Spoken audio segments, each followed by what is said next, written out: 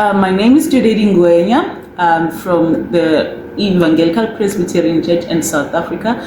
I'm a minister, or we can call it a reverend, doing probation in Wisani Parish under the local Presbyterian. So basically with the Inkanyezi Project, I heard of it when I was invited as a young woman leader who was to join in on a training for traditional and religious leaders event that was taking place in Dwaslo. So basically we work hand in hand with Inkanyezi Project in terms of the gender-based violence as gender equality trainings, as well as empowering young women to work harder into expressing themselves and making sure that they are able to do whatever they believe they can. Yeah. As a young women leader yourself, but also a reverend, yes. You are a religious leader in your own right. How important do you think it is for organizations such as Sonke or civil society at large to engage traditional and religious leaders in conversations around, GBV, but also women leadership, feminism, and the like, given that you have so much influence in communities? With that, it's very much vital for young women to speak up, especially in my position as a leader in the church. Remember, it took us a long time to reach the position of being acknowledged as as ministers in churches. And I'm glad to say our church is one of the churches that allow young women to become ministers, as I am right now. And it's very much important for us to collaborate as church leaders as well as traditional leaders to talk about these things, because in most cases the people that we are dealing with in the church are the ones who find themselves in the traditional spaces as well. And if we work together with traditional leaders, we bridge the gap, because there's always a gap that is forming within traditional space and religious spaces, with people not understanding that we are all one community. It's just that at some point there's traditional ways of doing things, and then there's Christianity, and people go to church, they pray, they take care of their spiritual well-being. But in the midst of taking care of the spiritual well-being, there's this monster that we call gender-based violence that is coming in and creeping in and going further and further, destroying our homes with the patriarchal system that took place back then, which is still taking place even right now in other traditions or in other traditional spaces, as well as other churches. But with the collaboration and the trainings, we are able to go forth and bridge that gap of understanding that patriarchy didn't do well back then, and it's still not doing good even today. And if ever we can be able to make men in this day and age understand the fact that women are also people and they can lead, and if given a space to express themselves and given a space to work as much as they can bring a lot of change. And I do believe that if they are given a voice in decision-making spaces, they'll be able to change the way we think, the way we do things, and at some point maybe reduce the level of gender-based violence that we are having a voice in a place where only male-dominated sectors or spaces. As a woman or as a young female leader, you can tell that it's not that easy, but you find out that in most cases when a young woman is given a voice or a chance to speak, there are changes that are taking place, because at some point it doesn't really matter who speaks, but what is being said to come and change and bring a huge impact to the community. You spoke earlier about trainings that you've had, yes, that you've attended with through the Inkanyezi Project with Sonke Gender Justice. Yes. What are there any specific areas that you were capacitated on in these trainings? But also, have you been able to apply some of the learnings of those trainings in your professional or personal lives? In that, what is it that you would have gained from attending those workshops? With the workshops, the gender equality part, as a young woman and a leader within my workspace, the gender equality part of it was very vital, especially when I was attending and listening to also the traditional side of things, not only the religious side. I could tell that at some point we both have common challenges. In most cases, it's not only the male other parts or counterparts that are giving us a challenge being leaders as young women, but also the females. It was a bit disturbing to find out that also other females are the ones that are bringing us down. They do not support female leaders like they were supposed to. Instead, sometimes you get support from males instead of getting support from other females as a female. And then you wonder, what is happening? Why is it that this is happening? And through the trainings, then we understand that it's because of some, I don't know how to put it, but the understanding of a space or a place for a woman is not leading. Always women grow up being told that a space for a woman is within the kitchen, a space for a woman is taking care of kids. Hence, other women take that perspective and bringing it everywhere you go, whether it's a business place, whether it's a religious place, whether it's a traditional space, instead of understanding the fact that women have the power to do more than they are anticipated to do, or they're expected to do, or they are clustered to do. And I suppose that perspective really perpetuates patriarchy, doesn't it? A lot. It does a lot. Because at some point you'd find men saying, women, stop degrading or belittling other women. Try and support yourself so that you can empower each other, work together, and bring changes that you need to see. And it's so sad to hear men saying that, not women. Some women are working towards that. Some women are working towards empowering other women to say, you can do this, you can be a leader, and you can bring change to the people. Because at some point, some people have wisdom, some people are talented, they have gifts to bring changes, but because they are not given a chance to do so by other females who prefer doing what, bringing male leaders in all these sectors. At some point in our church, we always have a balance. We always have a balance. Let's say right now we have elections. We make sure that we balance the elections. We give positions to those we know that they can do the work, but at the very same time, we do put into place or into mind that also females can have the power to be a chairperson, a deputy chairperson, a treasurer, of which those things were initially or previously given to only males, and women will be given the secretary positions only because they were given the part of writing only. But now the times have changed, and with Inkanyezi as well, giving us that empowerment, also us learning or leaning to that with our church, they've already signed a pledge of supporting women leaders. So it's also easy because now we've got the training, we also have that pledge. We are bringing everything together to make sure that women are empowered, women are given a space in leadership and practice as much as they can. In what way do you collaborate with Sonke, in your capacity as a reverend through your church, and what would you say is your overall experience with Inkanyezi Project? So far with the Inkanyezi Project, I've been looking forward to working with many stakeholders. Reason being, I believe that number one, as a minister, I was sharing a story this other day that, it's funny that each and every Christian member, in most cases, when they are met with situations, the first person they think of is a minister. They are sick, they call a minister. They're having a challenge at home, there's gender-based violence, they call a minister.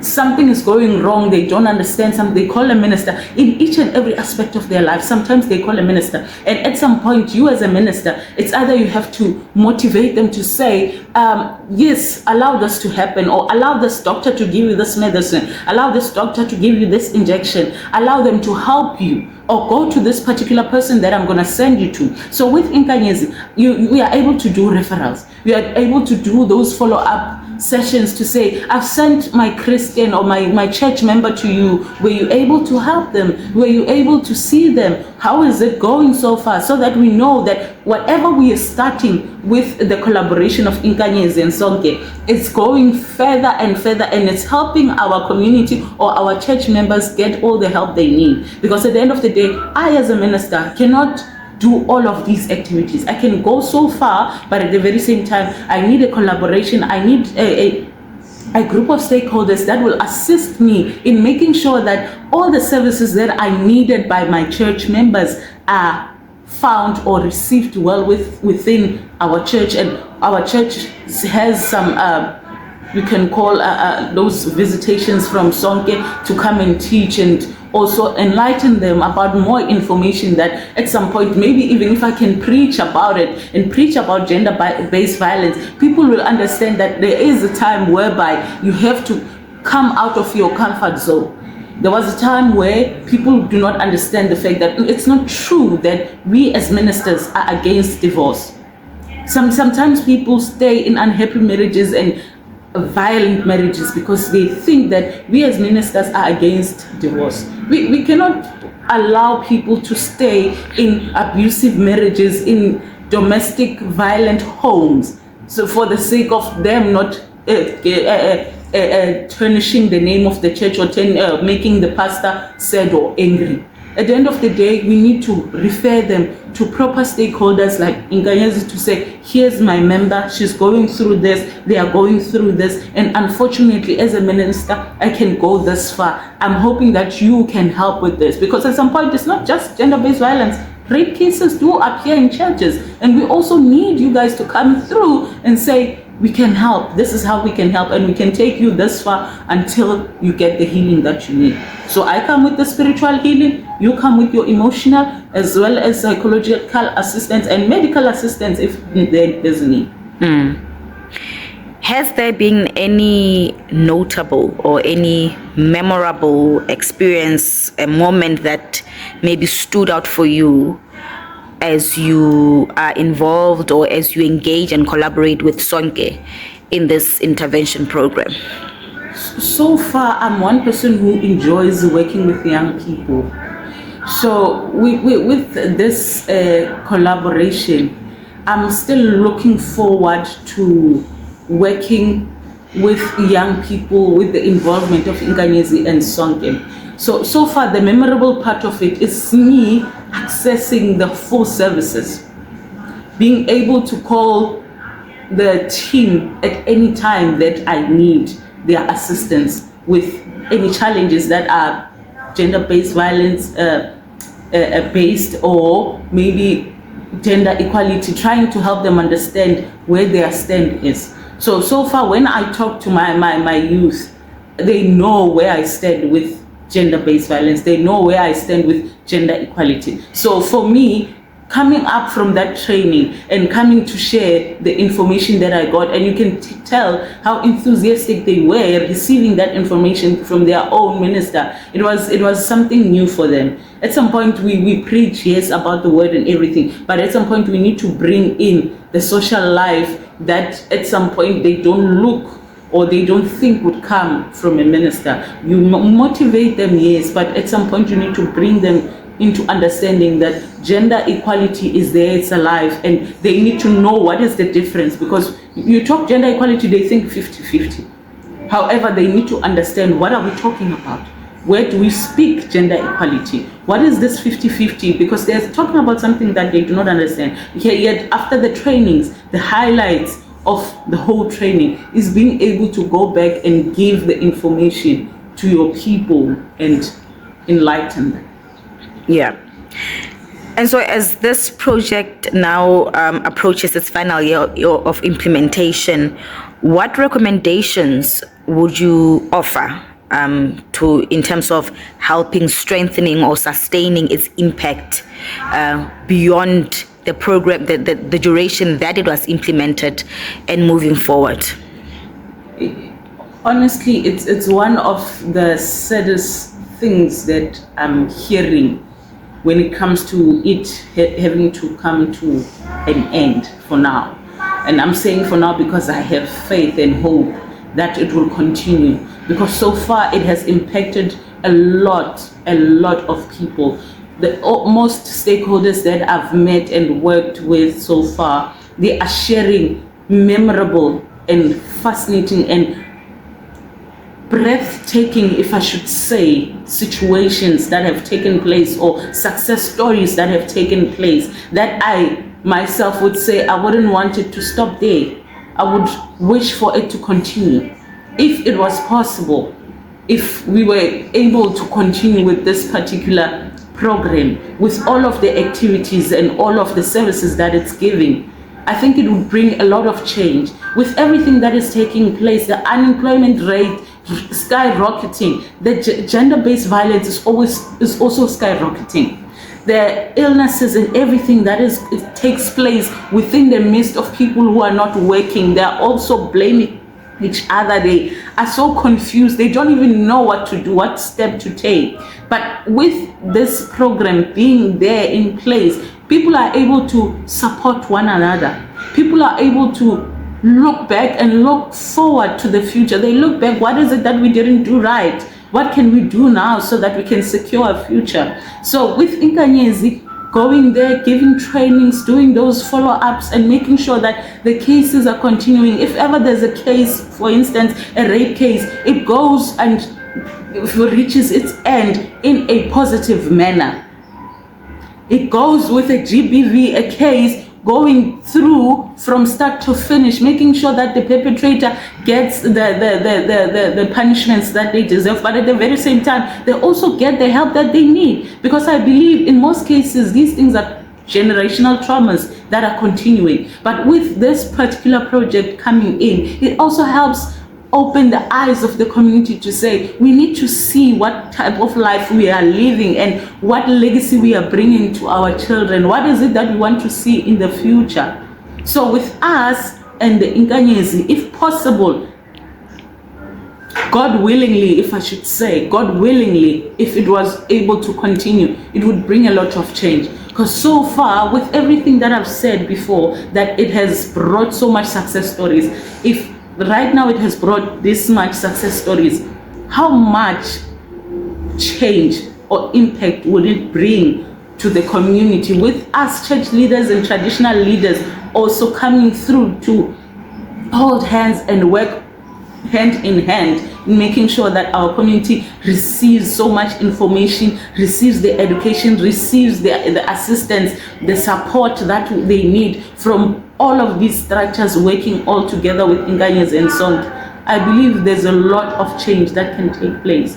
So far for me, I feel sad, but at the very same time, I want to applaud the Inkanyezi and Sonke for everything that they've done so far. A lot of people have been touched, a lot of impact has been made, and if possible, if it was to continue, I do believe that us as religious young women who are in leadership would love to work with Sonke and Inkanyezi to try and empower young people, empower young women to say you can continue leading, because it's not just in a religious space or traditional space where we need young women to stand and say something. We need young women who are leading their businesses to stand and say something and make an impact into people's lives. There are principals who are female leaders, but at some point they are being belittled. There are other female leaders wherever they may be, but they still do not get the respect and the listening that they deserve. And if we continue having such a program and we venture out into those spaces, I believe there's a lot of change that will come through.